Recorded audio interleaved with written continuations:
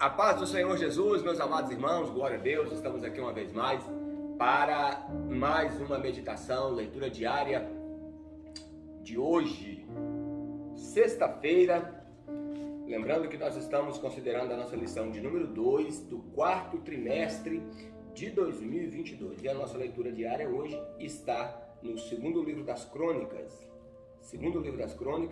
capítulo de número 36 e os versículos 14 ao 16, que diz assim: também todos os chefes dos sacerdotes e o povo aumentavam em demais as suas transgressões, segundo todas as abominações dos gentios, e contaminaram a casa do Senhor, que ele tinha santificado em Jerusalém. E o Senhor Deus dos seus pais lhe enviou a sua palavra pelos seus mensageiros, madrugando e enviando-los, porque se compadeceu do seu povo e da sua habitação. Porém, zombaram dos mensageiros de Deus e desprezaram as suas palavras e encarceraram os seus profetas, até que o furor do Senhor subiu tanto contra o seu povo, que mais nenhum remédio houve. Então veja só, meus irmãos, como está. O título diz: a apostasia e a rebelião contra Deus resultaram na destruição da cidade e do templo. Então veja que Deus se compadeceu, enviou os profetas para poder anunciar a palavra, para que o povo pudesse se arrepender, se voltar para o Senhor, mas não foi suficiente para o povo. O povo se afundou mais nas suas transgressões, nos seus pecados, e por isso o juízo veio. Meus irmãos, hoje é o tópico de número 3, Fala sobre o inimigo. Já floresceu a vara.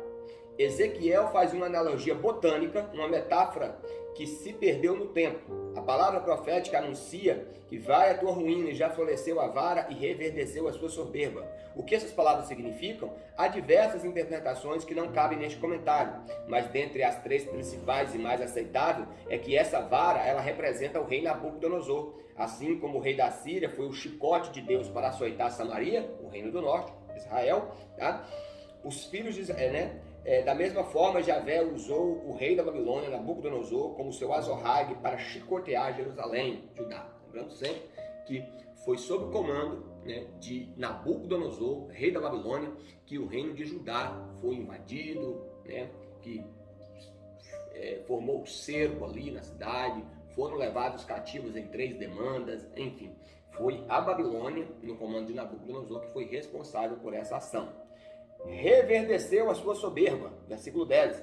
O rei Nabucodonosor extrapolou os limites, foi cruel na aplicação dos castigos. Deus não mandou o rei proceder dessa maneira, por isso o seu furor de Javé também se acendeu contra a Babilônia.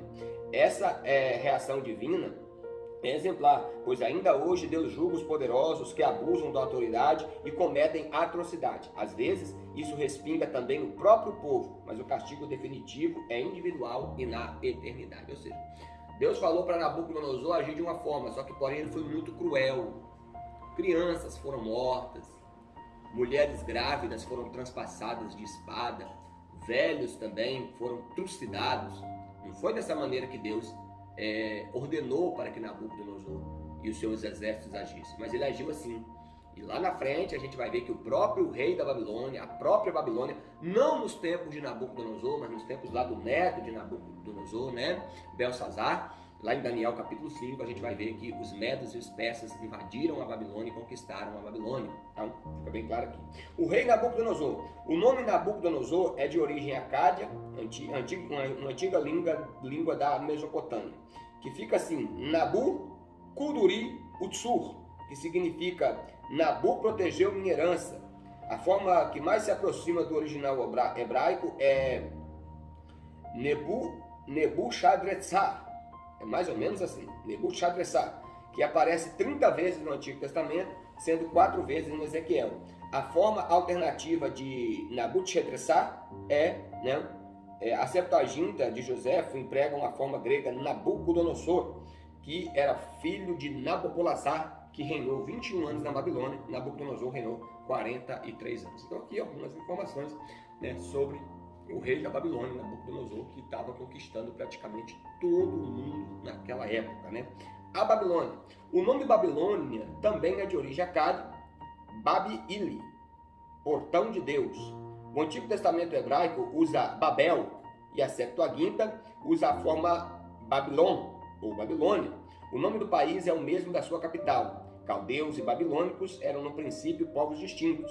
A palavra Kasdu, que significa conquistadores, era usada para identificar as diversas tribos semitas que povoaram o norte do Golfo Pérsico no sul da Babilônia, desde os dias de Abraão. Isaías fala de babilônios e caldeus, referindo-se ao mesmo império. Então,